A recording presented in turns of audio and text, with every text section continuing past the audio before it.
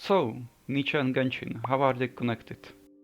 And just a little disclaimer at the start, this is a theory and not facts.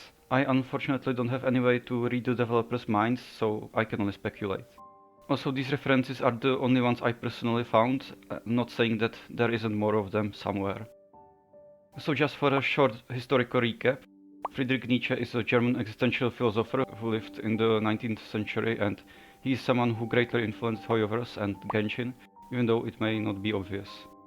Nietzsche also really liked Wagner and was heavily influenced by him. Well, he really liked him at first and started hating him later. Anyway, Nietzsche was a weird guy, but this connection is very interesting because Wagner is heavily referenced in Genshin too, like the Ring of Nibelung or the Schwanritter and such. Before I start to talk about both the broad and some more specific connections I found or theorized about, I'd like to mention that Hoyoverse really likes to make their philosophical connections in all of their games, not just Genshin. Most notably, probably some of you know about Honkai Impact for it, and you may have also heard of one of the main antagonists and my all-time favorite villain named Otto Apocalypse. I won't dive into the many specifics, but basically a lot of his story is somehow, some way inspired by Friedrich Nietzsche. Even the 3 chapters in Honkai Impact's main story that revolve around him are named after 3 famous Nietzsche's books. The Birth of Tragedy, which is straight up named after Nietzsche's book, then The Dusk of the Fool, which probably refers to Nietzsche's Twilight of the Idols, and Beyond Will, which refers to the book named Beyond Good and Evil, also by Nietzsche. And mainly Otto's final cutscene is named Thus Spoke Apocalypse, which is direct reference to Thus Spoke Zarathustra, Nietzsche's most famous book. Also, there are some interesting connections between Otto and the Übermensch, but this video isn't about that. I don't think I have to necessarily point this out, but the connections between all of the Hoyoverse games are pretty clear at this point, and they seem to try to create this Honkaiverse or Hoyoverse if you want. So the first more broad connection I would like to mention is about the whole inspiration and goals of Khaenri'ah, which is a nation without a god but built entirely on humans, and it can also be said to have even opposed the gods in the past. The current survivors of Khaenri'ah also all hate the gods and Celestia. As you may have already guessed by this, I am referring to Nietzsche's most famous quote, God is dead, God remains dead, and we have killed him. And the quote continues, but I won't go there. Some of you probably already know this, but the meaning of this quote and what comes next isn't that someone grabbed a knife and stabbed God to death. The quote in fact refers to the lack of belief in God and the fact that we no longer take its existence for absolutely granted, and we have to build our own morals, ideals, laws, etc. Not based on some religion, but around something other than God. Which, at least in my view, corresponds really well with what Khaenri'ahs were trying to do, to build a nation that isn't reliant on any god. Maybe it's because of their lack of belief, not in the god's existence, because obviously gods exist in Genshin, but maybe they lost faith in the god's divine powers, or maybe they don't believe that the gods are ultimately something more than a powerful human, as Dainsleif says. Or maybe they don't think that the gods are naturally good, or they harbored the thought that they shouldn't lead the people just because of their archonhood. Anyway, that doesn't matter right now. What Nietzsche spoke about pretty much happened in Khaenri'ah, where they had to build their own ideas and stuff based not on the gods but on other things. Also, some notes suggest that Khaenri'ahs wanted to search for the truth and gain power and wisdom that's able to rival the gods, and thus, as Nietzsche would say, become Übermensch, aka the Overman or even Superman as it's sometimes translated in English. Which is something that Nietzsche roughly says is the next step for humanity. It's interesting to note that every single nation we visit, the gods slowly lose their influence or straight up die. In the case of Venti, he has a huge cult following him in Mondstadt, but other than that, he has basically no control over what happens in Mondstadt at all, and the Archon quest also had a theme of, and I quote, "What does freedom really mean when demanded of you by a god?" Which actually aligns pretty well with what Nietzsche said about creating our own morals and not relying on God. The second god we meet, Zhongli, actually dies in the mind of most people in Liyue, and at the very least he loses his control over Liyue and hands it over to humans, which also corresponds with the things I already said. The whole Inazuma Archon quest basically ends with A being convinced that she should loosen her grip over the humans living in Inazuma and give them freedom and let them do more of what they decide is the best for them. In Sumeru, the sages and also some desert folk learned their lesson in their undisputed and unwavering belief in Rukkhadevata and Deshret. And in the end of the day, they had to embrace the change from old traditions to a new reality. In Fontaine, the god literally died, even though she handed over her authority to a dragon, who now acts similarly to a god. Still, he doesn't like the god, and I can literally say that in Fontaine the god is dead, which really fits. And I really think there's some sort of connection there. In every single nation, what we saw happening is the humans taking the role that was played by the Archon into their hands, and that's for the better or for the worse. But it's a fact that this is exactly what Nietzsche talked about, and I doubt that this is just a coincidence, considering all the other connections we have. So from this, I theorize that in the other nations, meaning Natlan and Snezhnaya, will repeat the same theme of humanity slowly replacing the role of the Archon, even though I have no idea how it's going to work out.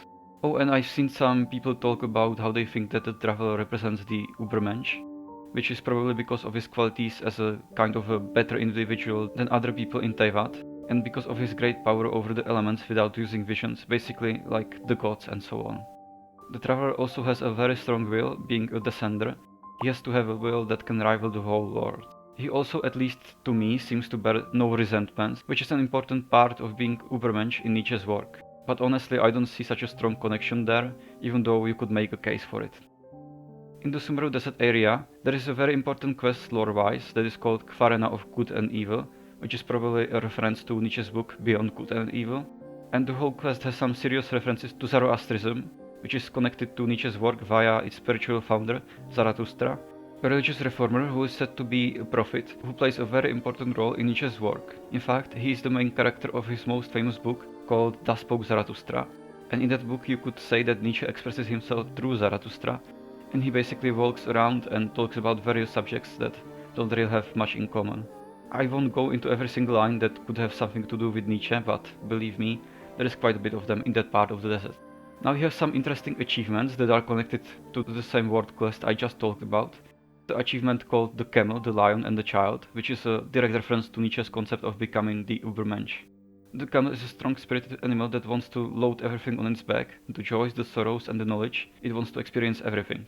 The lion represents the rejection of all traditional values brought forth by our society and seeks freedom.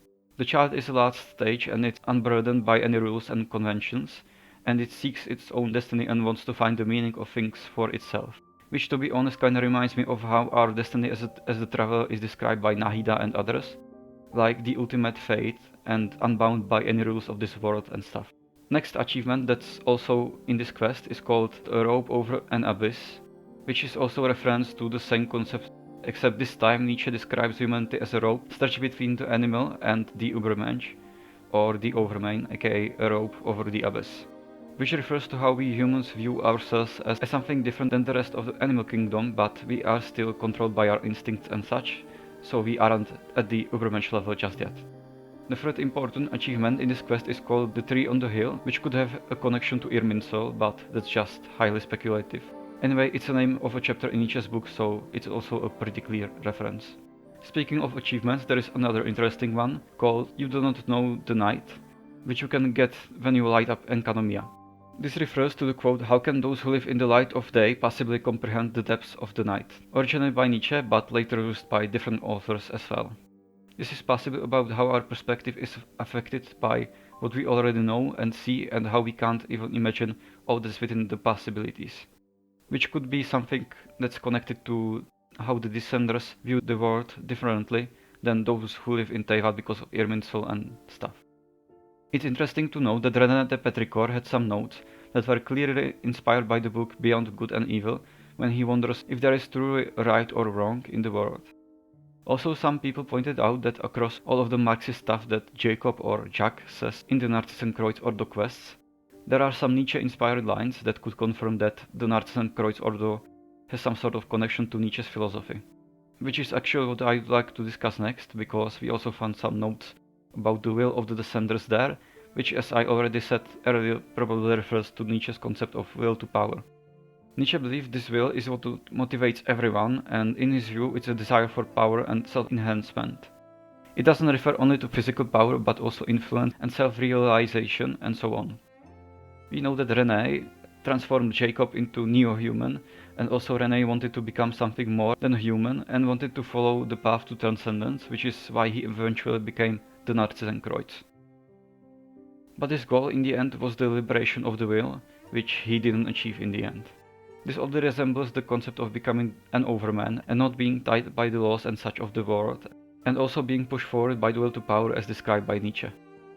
Next, I'd like to talk about a book called Flowers for Princess Fischl, which you can find in the game, and it's probably a big Nietzsche reference. This book directly talks about a philosopher called Zarathustra, and one of the chapters in the book is called The Suspected Eternal Return, which obviously refers to Nietzsche's concept of eternal return. This concept can be quite complicated and confusing, so I just sum up the relevant part of it. Nietzsche basically says that if it's true that the time is infinite and the amount of material in the universe, or even particles in the universe, stays the same, then that means that in the infinite amount of time, there has to be a finite amount of combinations of said material, which in turn would mean that all events would eventually repeat again and again, well, because time is infinite. And what Nietzsche is trying to say by all this is that basically we should all act as though our actions were to be repeated endlessly. Anyway, this basically brings us to Genshin's concept of samsaras, which is talked about many times throughout the game, and it's basically confirmed at this point. Samsaras are basically the same thing Nietzsche described, like the repeating of events again and again. According to the notes we found from Narzissenkreuz Ordo, we should now be in the fourth samsara, and René's vision of the so-called war formula we saw would probably be the end of our samsara if the traveler didn't intervene. In the book there is another interesting part in regards to this that reads, "Find meaning somewhere, the night deepens but the dream lives on." And then it continues like this, "I hope that you will all find happiness in this world where the sun still rises each day." Which for some reason reminds me of Nietzsche's concept of amor fati, or to love your own fate. Even though our actions may not have much meaning and the world naturally isn't a very nice place, we should still try to do our best with what we have. And Nietzsche also really liked the perspective of children. For the purpose of this video, let's say that's because they are still full of interest, want to discover the world for themselves, and they can still dream. But that's another whole rabbit hole that I don't really want to talk about in this video. Anyway, that's it for this short video, and that's also all the connections in Genshin I found so far, but I bet there are some I didn't even notice or just forgot about, so feel free to connect me in the comments.